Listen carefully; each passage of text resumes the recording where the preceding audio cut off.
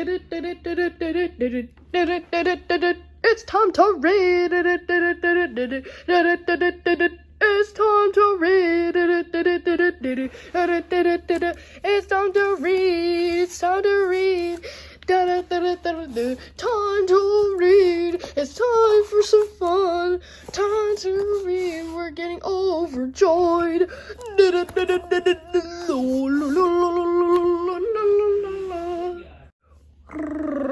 It's time to read.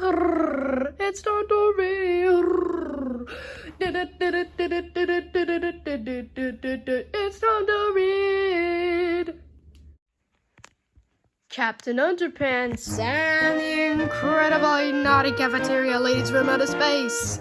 The third ever novel by name Pilky.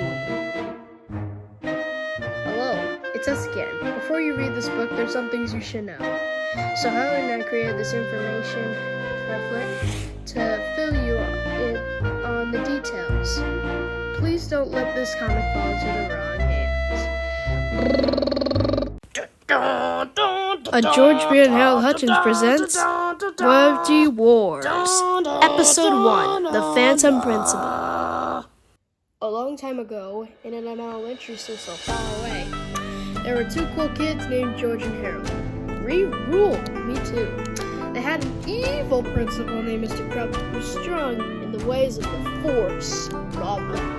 He forced them to study, blah blah blah. He forced them to clean, blah blah blah. And he forced them to behave, ha ha ha. So George and Harold hypnotized him. You will obey our every command. Okay. You are now Captain Underpants. Okay, ha ha ha. It started out as a joke, but it wasn't funny for long. Ha ha ha. Tra-la-la. Hey, come back. George and Harold had to save him and the entire planet twice. Now, the only way they can turn Captain Underpants back into Mr. Crump is to pour water over his head. But the worst part is that George and Harold had to keep an eye on Mr. Crump, blah blah blah, because for some strange reason, whenever he hears somebody snap their fingers, he turns it back into you-know-who. Tra-la-la! So whatever you do, please don't snap your fingers around Mr. Crump. You heard the man. Please, please, please don't snap those fingers.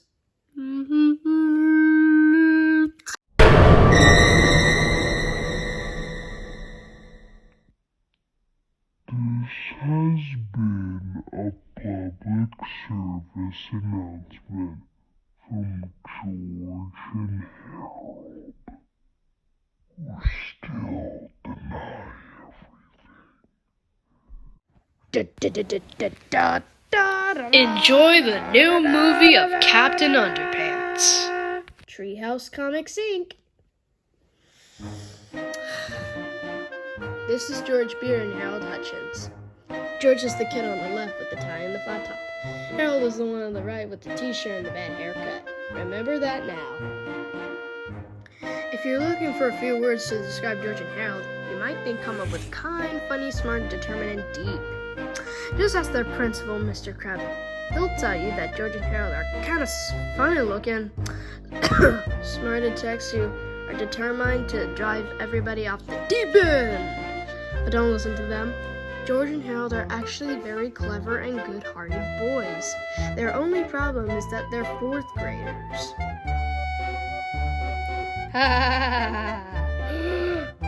The only thing George and Harold is gonna be silly, unfortunately. George and Harold's silliness gets them into trouble every now and then.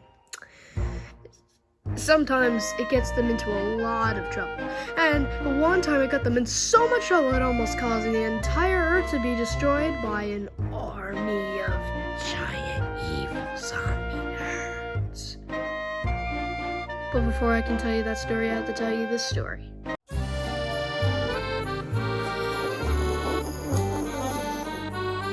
Hey, what's that big spaceship thingy doing on the roof of the school?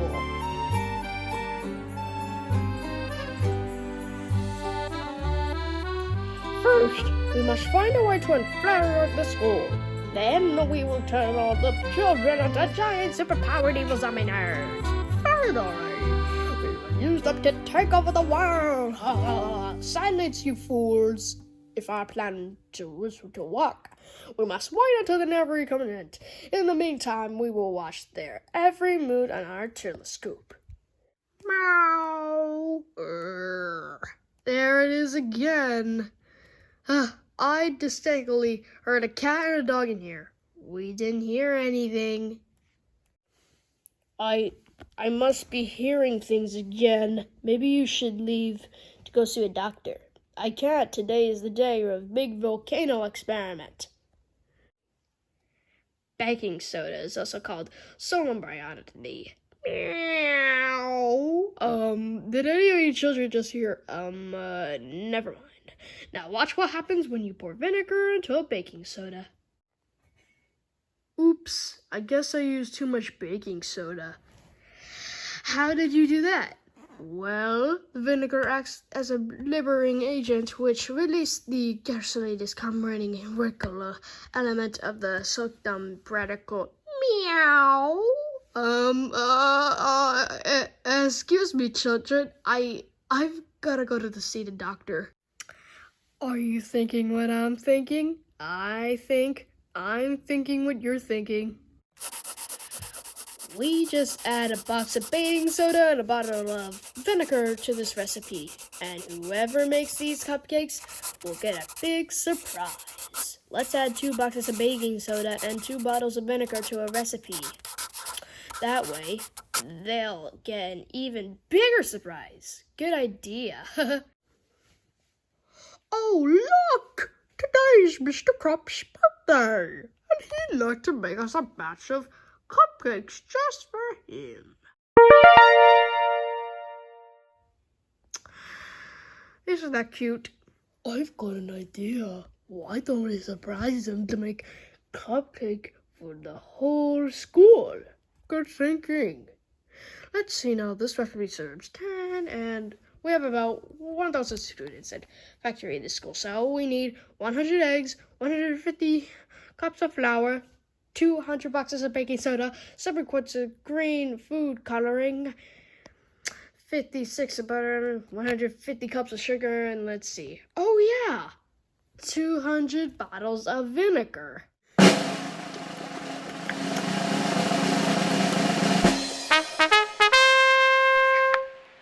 Kaboosh!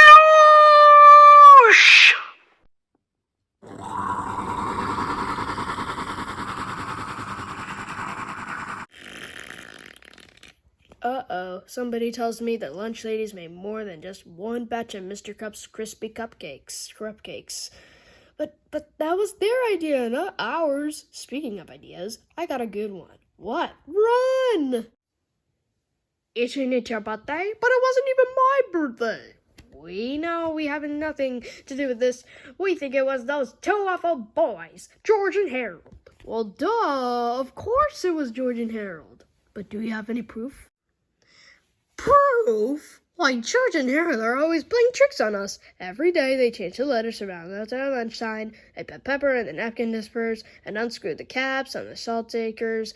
They start food fights. They go sledding on our lunch trays. They make everybody laugh so the milk squirts on their nose. And then constantly creating these awful comic books about us. Captain Underpants and the Night of the Living Lunch Ladies by George Beard and Harold Hutchins. Late one Friday afternoon, the lunch ladies were cleaning up the cafeteria. There's lots of half-eating food in the trash barrel. Well, pour it in and we'll serve it again next week. Waste not, wants not. But while they were working, the janitor accidentally locked the school for the weekend. The lunch ladies were trapped inside. Help! They are forced to eat their own food to survive. Past the lips and over the gums, look out, Tommy, here it comes. When the janitor returned on Monday morning, the lunch ladies were dead, victims of their own cooking. Oopsie daisies. The janitor took the dead lunch ladies up in a hill to bury them. This looks like a good place. But it wasn't. Help! The lunch ladies across from the dead. They're hungry for brains, and they just attacked the gym teacher. But I thought you said they were hungry for brains. This looks like a job for Captain Underpants, Captain Underpants, Captain Underpants. What seems to be the problem? Living dead lunch ladies. Don't worry, I'll give them wedgies. Uh-oh, wedgie power doesn't work on the living dead. They got a big fight. Captain Underpants was faster than Speedy Wasteman, more powerful than Boxer Surge, and able to leap tall buildings without getting a wedgie. Tra-la-la! But the lunch ladies were strong too, so they ran faster than their running meatloaf gravy. They were more powerful than the straight sloppy Joe.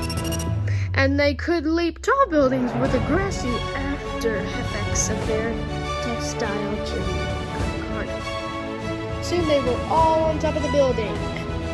We got you now, Wasteman Warrior. Not so fast. Captain Underpants pressed a button on his Unity waistband. Out popped the roll of toilet paper.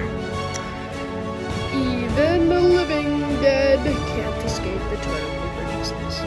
Captain Underpants last of the vicious lunch ladies, but they got ticked up their sleeves. They poured in the streak sauce on the toilet paper justice. We're free! Let's get him, girls. Oh no! Captain Underpants tossed the toilet paper at justice. They went and swung to safety. Our cheese were so lucky. Tra-la-la! Hooray for Captain Underpants! The end. Treehouse Comic Sync. We fed up with those two boys. They're always making fun of our cooking. Yeah, our food isn't that bad. I ate here once and hardly got sick at all. Well, I can't punish them if you don't have any proof. Fine, then we quit. Ladies, be responsible. You can just quit on such short nonsense. Rats. Now where am I gonna find 3 new lunch ladies by tomorrow morning? Hello, my name is Zoraki. I'm sisters, Curry and Jennifer. And we come to apply for jobs at the cafeteria, ladies. Wow, do you have any experiments? No. Do you have any credits? No. Do you have any references? No. You're hired. Wonderful. Now, our plan is to take over the world our plan is to feed the children healthy, nutritious meatballs in underway. Well, that's easy. Now take care of George and Harold. George, Bill, and Harold Hutchins, please report to the Principal Crump's office immediately. Oh no, we're burst. No way. Remember what happened yesterday was not our fault. We didn't do it. It was an accident. We just add a box of baking soda and a bottle of vinegar to this recipe. And whoever makes these cupcakes will get a big surprise. Let's add 2 boxes of baking soda and 2 bottles of vinegar to a recipe. That way, they'll get an even bigger surprise. Good idea.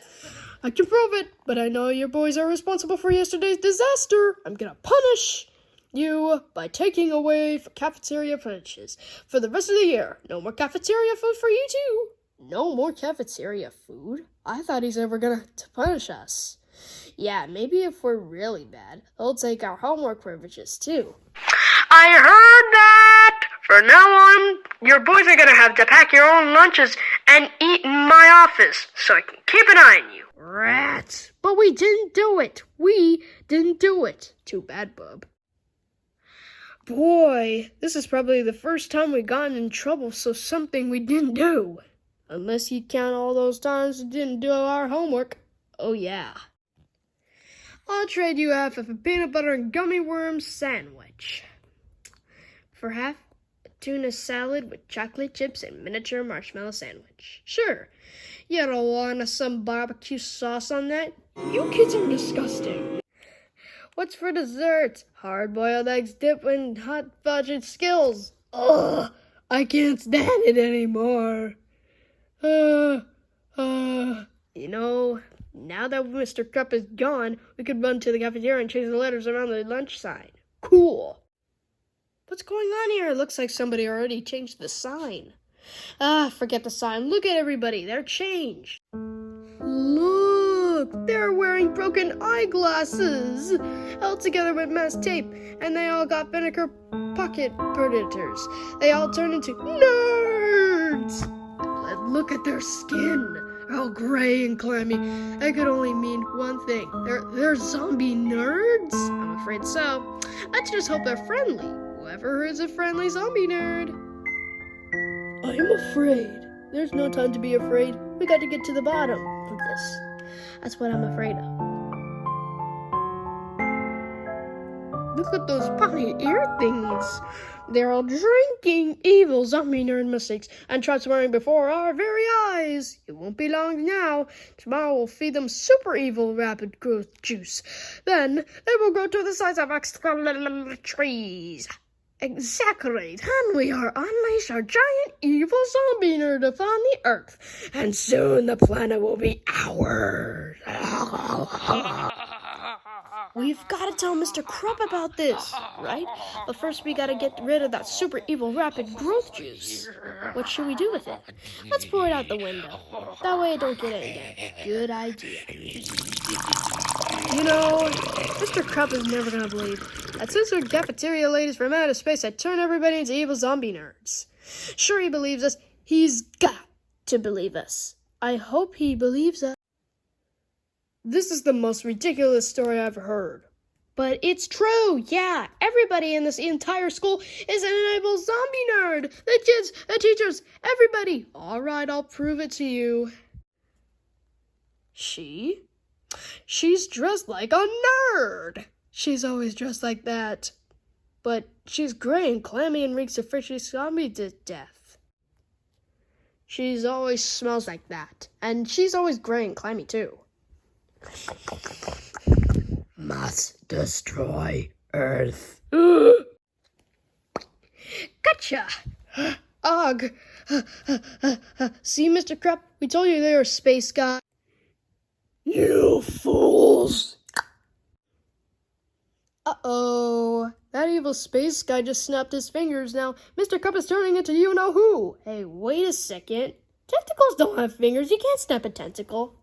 There's no time to argue the physical properties of this story. We gotta stop Mr. Krupp from changing into Captain Underpants before it's too late.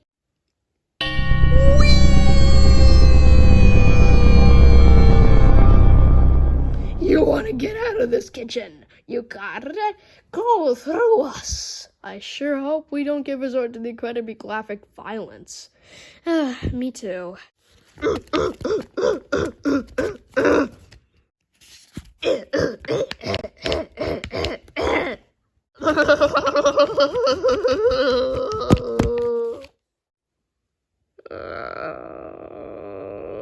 Tololo!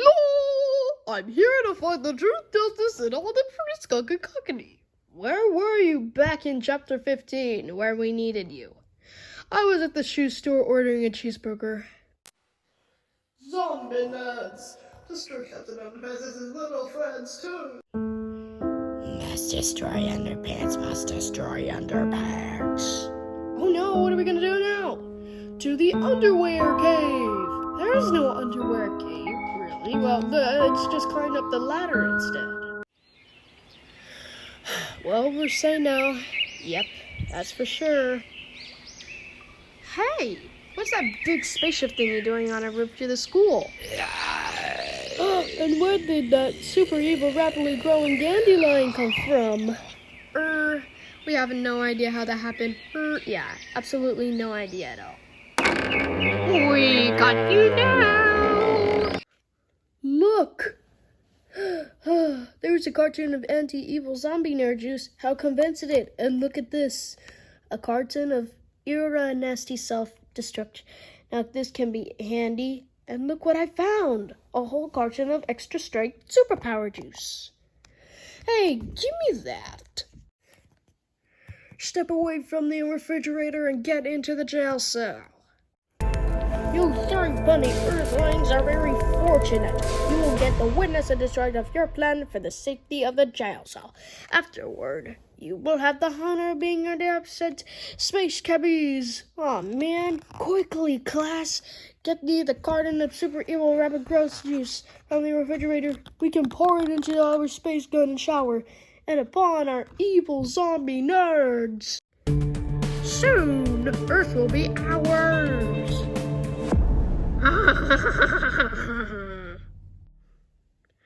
I don't get it. That fuel tank is now spray gun, and the spray gun is now full tank. It says rapid growth juice has been replaced with a substitute. So what does it mean? You'll find out. Oh, I get it. That space guy didn't pour growth juice into the spray gun.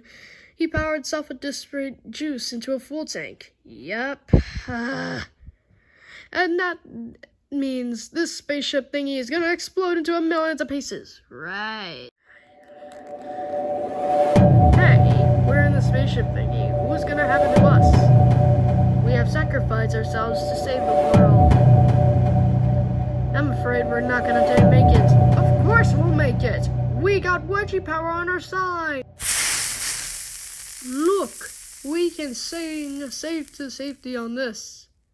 Sure I can. You can't swing a toilet paper. I just did it in my last comic book.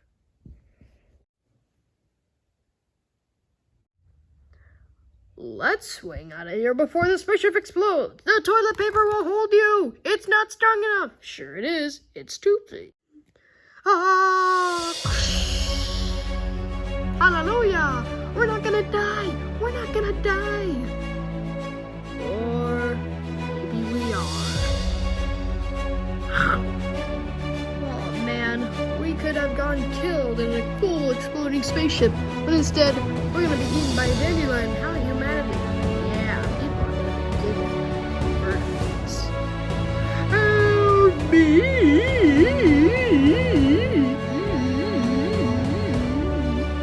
What should we do? I've got an idea. It's a bad idea, and I know we're gonna regret it, but we gotta act fast. The fate of the entire planet is in our hands. What do you think what's gonna happen now? I don't know, but I have a feeling it's gonna involve graphic violence. I'm free!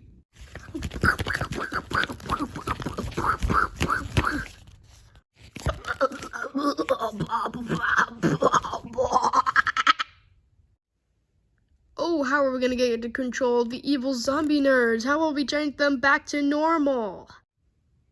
Well, we could try the anti-evil zombie nerd juice. I was hoping for something a little more dramatic, but we're running out of minutes. Let's do it. Must drink root beer. Must drink root beer.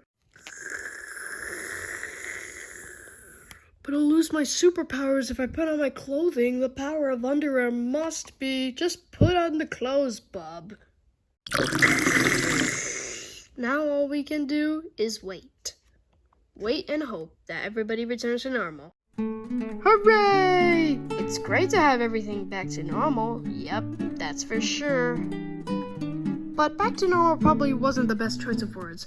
For all the students effectively were the same as they always been. Something had definitely changed to Mr. Krupp.